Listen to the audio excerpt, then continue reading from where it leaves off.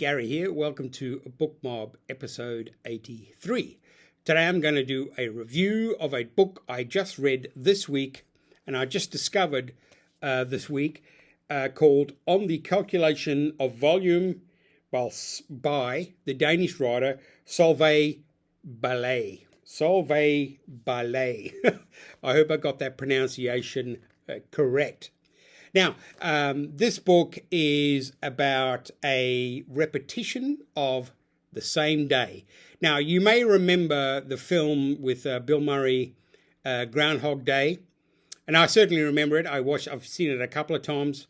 I was highly entertained by it. It was funny. It was great. It really showed, the many aspects, the sort of existential aspects of having the same day come round day after day after day, the repetition. And the character in that seemed to take that response and improve his life and improve himself by learning languages, getting to know people. And I guess basically it was a positive outlook. It had something that was human and humorous about it that made the film so popular. Now, when we talk about On the Calculation of Volume by Solvej Balle, I have discovered a writer who has taken the same concept of a character who is living the same day, the 18th of November, every single day.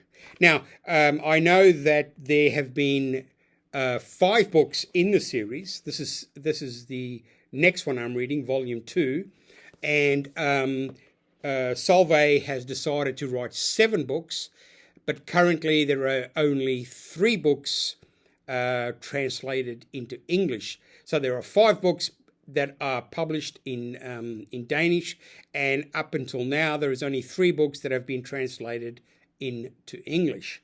Now, I must admit, it's a fascinating and engaging book. I have seen how Solvej has taken such a magical and, in a sense, what I thought was an inspirational moment for freedom, human consciousness, human creativity, and she has demonstrated through her wonderful fucking writing, it's just so good, how depressing and how difficult and how challenging and how bleak the idea of living the same day, day after day, day after day, day after day. The repetition is beautifully written and expressed in really mundane sentences. And the longer you read the book, the more frustrated you become, because she challenges you. I think she's working on that. Again, I think she's working on the conscious level that maybe people might find living day after day after day in a repetitious moment to think, oh, I could do so much. I could do this, I could do that. But the way Solvej writes it, she writes it from a human point of view. How she is detached from her husband, her lover, her friend. How she is detached from her parents, her friends, her occupation.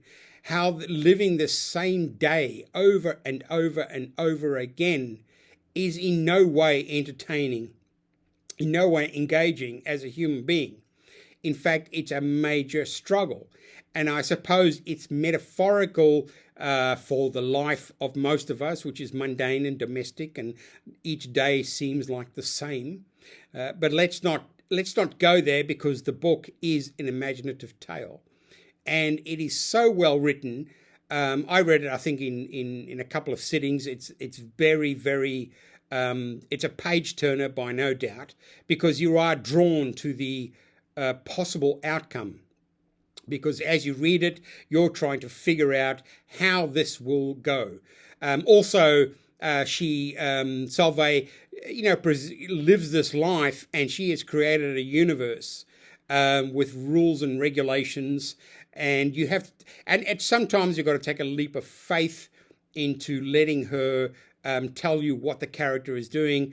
But what I'm saying is that when you read it, you will feel the frustration, you will feel almost the horror being stuck in this daily grind that you cannot escape from, that answers nothing. There is no response to why this happened, how this happened, even though the character is struggling to find an answer.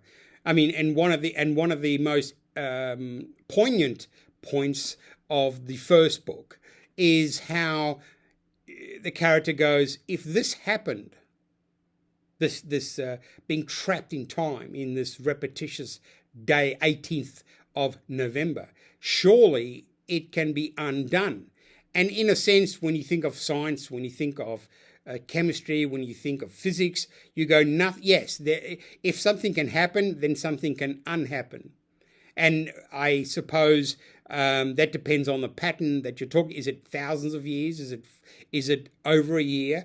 And in the struggle this character has with she goes through a period where she tries to convince others of what she's going through. It's like someone coming knocking on your door and saying, okay, this is what's going on. I'm stuck on Tuesday, the 17th of November, or 17th of November, and I've done this 300 times, and I'm here to tell you, can you help me get out of it? Now, most of us, and she does that with numerous characters, her husband, and he tries to, and the good thing is he tries to help her solve this quantum problem. Though at the end of the day, it's a really, really brilliant book. It does give you some experience of what it's like to be trapped in a time loop, and the way she writes it is incredibly sensitive. I thoroughly enjoyed it. I was frustrated reading it because I guess the way she described it, her expression of being trapped in this curse does come through. You really feel this character. You really go, I wish it would end. It's a torment. It's hell. It's one of the circles of hell, there's no doubt. And I suppose that the book's, I think it was shortlisted for the Booker International Prize 2025, even though the first book on calculation of volume 1 was written by Solvej in 2020. So it's now 2025. There are 7 books to be produced. She has written 5 of them, and 3 of them are available in English, and I'm reading the second one, and hopefully I can get hold of the third one without any too much trouble, because they are thoroughly entertaining, engaging. It's one of those aspects of literature that when you suddenly find something that that really, really enlightens you, that you suddenly go, thank goodness for literature. Because, you read 25 books and maybe 1 or 2 will stick out. And this is one of those books that does more than stick out. It tells a great story. And there's so much more in it. You have to read it in order to feel what I'm saying. So, it's definitely worth the read. It's one of those books that you can read and really, really enjoy and get lost in. It's just such a good book. The Calculation of Volume, Book 1 by Solvej Balle, and I hope that I can get through the 7 novels in the next couple of years, because obviously I am at the mercy of the translations, and obviously as book sales in international waters, hopefully they will inspire the translators and the publisher to make sure that these next 6 books get out. So a wonderful read, a worthwhile read, a fun read by Solvej Balle on the Calculation of Volume, Book 1. And like I said, I am almost finished Book 2, which is just great. She changes pace and she does something a little different, but it's still the same problem. Okay, I have been reading Ken Follett, The Eye of the Needle. Great book. If you want a captivating book that'll just keep you stuck into it, this is it. I also read Ken Follett's Whiteout, which is just another adventure thriller. And I read Ian McEwan's latest book, What We Can Know. It's interesting. It's set in the future, 100 years from, 100 and something more years from now, where England has been flooded and it's now a sort of conglomerate of islands.